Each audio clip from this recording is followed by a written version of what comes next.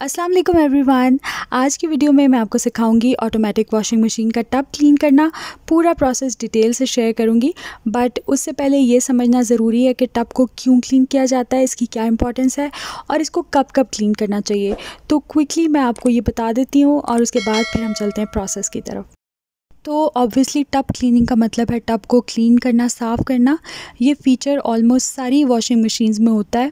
ये बहुत इंपॉर्टेंट है क्योंकि इससे आपकी वॉशिंग मशीन ऑप्टिमल कंडीशन में रहती है और बहुत अच्छे से कपड़ों की सफाई करती है। होता ये है कि जब हम कपड़े धोते हैं तो जो गंदा पानी बचता है उसमें बहुत सारा गंक होता है, रेजिड्यू होता है, मैल कुचैल होती है।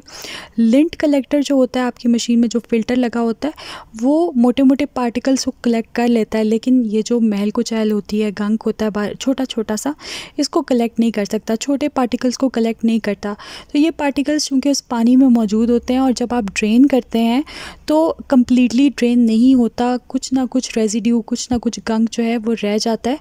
Over the period of time जब ये एक्यूमुलेट होता रहता है, इकट्ठा होता रहता है, तो उससे क्या होता है कि आपकी मशीन की परफॉर्मेंस कम हो जाती है, डाउन हो जाती है। अक्सर लोग ये कंप्लेन करते हैं कि कपड़े साफ़ होने के बजाय गंदे हो जाते हैं या स्मेल आ रही है मशीन में से। तो उसकी रीज़न यही होती है कि वो गंक, वो जो डेब्री होती है, जो पार्टिकल्स होते हैं, वो इकट्ठे होते रहते हैं, मशीन को क्लॉग करते हैं, जिसकी वजह से स्मेल आती है, मशीन अच्छे से कपड़े वॉश नहीं करती। सो उसको साफ़ करना बहुत ज़्यादा ज़रूरी है और उसके लिए जो है आप अपना टब क्लीन फंक्शन रन करते हैं। अच्छा, अब सवाल ये है कि टब क्लीनिंग कब कब करनी चाहिए। तो रिकमेंडेड तो ये है कि 30 साइकिल्स के बाद आप अपने टब को क्लीन करें, या फिर आप मंथ में एक बार ज़रूर टब को क्लीन करें। सो टब क्लीनिंग आपको रेगुलर बेसिस पर करनी चाहिए ताकि आपकी मशीन की परफॉर्मेंस अच्छी रहे। तो आई होप ये आपको समझ में आ गया होगा सब कुछ। अब हम चलते हैं क्लीनिंग की तरफ।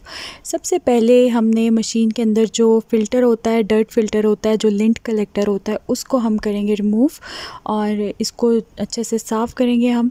तो ये देखें, ये मशीन के अंदर लगा हुआ होता है एक अदद फ़िल्टर। इसमें सारी डर्ट, बाल, जो भी गंदगी होती है ना, वो कलेक्ट हो जाती है। तो ये साइड्स पे इसके क्लिप्स बने हुए होते हैं, आराम से आप इसको पुश करेंगे तो ये ओपन हो जाएगा। तो ये आप देख सकते हैं कितनी सारी डर्ट और बाल इसमें एक्यूमुलेट हुए हैं। इसको मैंने तकरीबन 1 महीने से साफ़ नहीं किया था, just because I wanted to show you. तो ये देखें, एक थिक सी लेयर बन गई है ये डर्ट की। और मशीन का टब जो है वो तो आप मंथ में एक बार क्लीन करते हैं, बट इस फ़िल्टर को 15 डेज़ में एक बार ज़रूर क्लीन कर लेना चाहिए। अक्सर क्या होता है कि बहुत ज़्यादा भर जाता है, उसकी वजह से भी कपड़े अच्छे से क्लीन नहीं होते।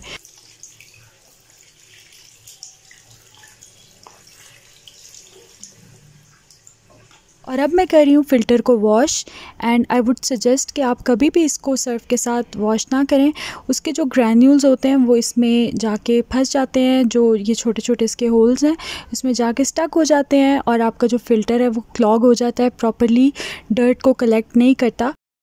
तो फ़िल्टर को आप साफ़ करें लिक्विड डिटर्जेंट के साथ, और अगर आपके पास लिक्विड डिटर्जेंट नहीं है तो यू कैन यूज़ शैम्पू, और इवन आप हैंड वॉश भी यूज़ कर सकते हैं।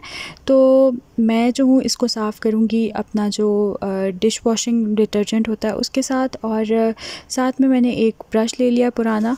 तो इसके साथ बहुत अच्छे से ये फ़िल्टर जो है क्लीन हो जाता है। इसके अंदर जो छोटे छोटे से पार्टिकल्स होते हैं, फंसे हुए होते हैं जो इसके होल्स में, वो भी निकल जाते हैं। तो टूथब्रश से ये बहुत अच्छी तरह से साफ़ हो जाता है। सो बस इसको मैं अच्छी तरीके से साफ़ करूँगी और उसके बाद फिर इसको मैं रिंस कर लूँगी पानी से, और फिर ड्राई करके हम इसको वापस प्लेस करेंगे मशीन में।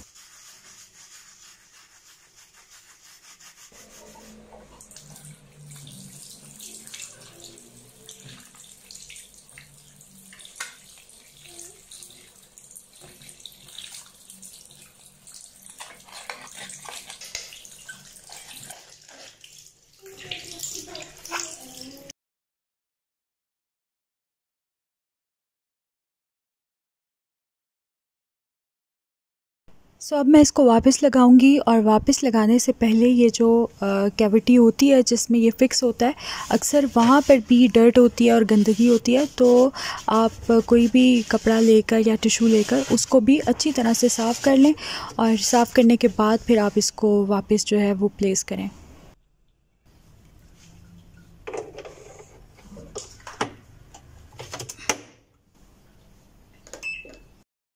अब हम टब क्लीन का प्रोग्राम रन करते हैं। उसके लिए सबसे पहले आपने पावर बटन को प्रेस करके मशीन को ऑन कर लेना है। साथ में जो वाटर लेवल का बटन है उसको नहीं छेड़ना। प्रोग्राम के बटन को आप प्रेस करेंगे और टब क्लीन का ऑप्शन सेलेक्ट कर लेंगे। ये देखिए आप टब क्लीन का जो ऑप्शन है उसके साथ लाइट ब्लिंक हो रही है, दैट मीन्स हमने राइट प्रोग्राम सेलेक्ट कर लिया है। और उसके बाद सिंपल आपने स्टार्ट का बटन प्रेस करना है। जैसे ही स्टार्ट का बटन प्रेस करेंगे मशीन में पानी आना शुरू हो जाएगा। और उसके बाद जो है आपने सिंपल जिस तरह आप कपड़ों के लिए सर्फ़ डालते हैं, तकरीबन 4 से 5 टेबल स्पून मैंने डिटर्जेंट के सर्फ़ के जो है वो मशीन के कंपार्टमेंट में डाल दिए हैं। और उसके बाद जो है अब पानी इसमें फ़िल होना शुरू हो गया। टब क्लीन के प्रोग्राम में मशीन जो है वो टॉप तक पानी जो है फ़िल करती है, तकरीबन 8 लेवल तक पानी इसमें जो है वो फ़िल होता है। तो आपने सुकून से इसमें पानी भरने देना है और उसके बाद ऑटोमेटिकली मशीन जो है वो टब क्लीन करना स्टार्ट कर देगी। मेरी मशीन में टब क्लीन साइकिल की ड्यूरेशन है 22 मिनट्स। इसमें मशीन पानी भी लेती है और सोक, पल्सेट और स्पिन एक्शन के साथ जो है वो टब को क्लीन करती है। फर्स्ट 7 मिनट्स में मशीन जो है वो पानी लेती है और डिटर्जेंट के साथ क्लीनिंग होती है। उसके बाद डिटर्जेंट ड्रेन कर देती है और जिस तरह से कपड़े स्पिन होते हैं बिल्कुल उसी तरह से मशीन जो है वो स्पिन होती है 15 मिनट्स तक। सो इस पूरे 22 मिनट्स के साइकिल में मशीन पानी सिर्फ एक बार लेती है और 5 मिनट्स के बाद उसको ड्रेन कर देती है और उसके बाद फिर एम्प्टी ही स्पिन करती है 15 मिनट्स तक।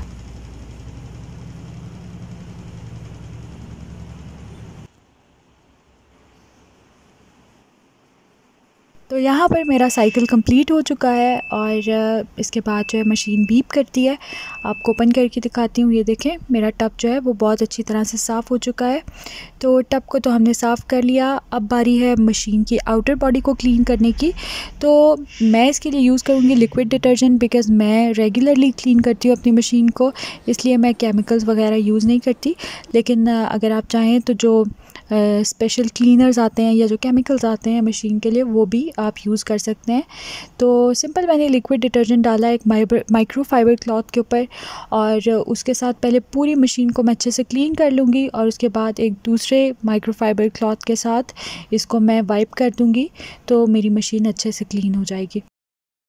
अब क्या है कि जब आप टब क्लीन कर चुके हैं तो राइट अवे आपने लिड को क्लोज़ नहीं करना। आपने मशीन को लिड ओपन करके छोड़ देना है फॉर एटलीस्ट 2 to 3 आवर्स, ताकि मशीन जो है वो कम्प्लीटली ड्राई हो जाए, थोड़ी सी हवा लग जाए उसको। तो इससे क्या होगा कि जो फंगस और मोल्ड आ जाता है ना वेट रहने की वजह से, वो भी नहीं आएगा और किसी किस्म की फॉल स्मेल भी नहीं आएगी मशीन में से। सो ये एक बहुत इंपॉर्टेंट स्टेप है। मशीन को आपने एयर ड्राई ज़रूर करना है कम से कम 2-3 घंटों के लिए, और अगर आप ओवरनाइट छोड़ सकें तो और भी अच्छी बात है। आई होप ये टब क्लीनिंग फंक्शन आपको अच्छे से समझ आ गया होगा। फिर भी अगर कोई कन्फ्यूजन है तो you can always ask me in the comment section. मेरी पूरी कोशिश होगी कि आपके सारे क्वेश्चंस का आंसर करूं। और मेरी जो पिछली 2 वीडियोज़ हैं वो भी बहुत इन्फॉर्मेटिव हैं, सो उनका लिंक भी मैं रख दूँगी डिस्क्रिप्शन बॉक्स में, वो भी आप लोग ज़रूर देखिएगा। अगर आज की वीडियो आपके लिए थोड़ी सी भी हेल्पफुल रही हो तो प्लीज़ इसको लाइक करें, शेयर करें और मेरे चैनल को सब्सक्राइब करें। इससे बहुत ज़्यादा इंकरेजमेंट मिलती है हम कंटेंट क्रिएटर्स को। तो इंशाल्लाह आपसे मुलाकात होगी नेक्स्ट वीडियो में। टेक केयर एंड अल्लाह हाफिज़।